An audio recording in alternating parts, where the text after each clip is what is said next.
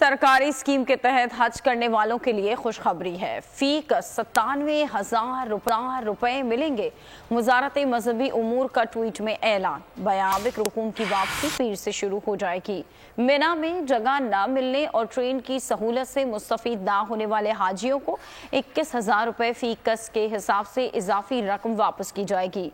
Medina Munawwara में मरकज से बाहर रिहाइश इख्तियार करने वाले हाजियों को 14,000 रुपए फी कस के हिसाब से इजाफी रकम वापस की जाएगी। डिजिटल लोन स्कैम, आवाम को कर्जों के जाल में फंसाकर लूटने वाले भेड़िए बेनकाब। बोल की काविशें बाराबर साबित हो गईं। ऑनलाइन कर्ज माफिया के गिर्द घेरा तंग हो गया है। बोल ने दिया अपने आवाम का साथ, उठाई इस स्कैम के खिलाफ आवाज।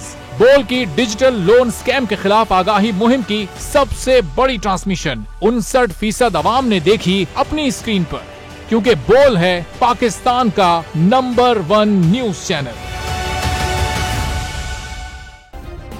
सब्सक्राइब करें और बेल दबाएं ताकि कोई खबर रह न जाए।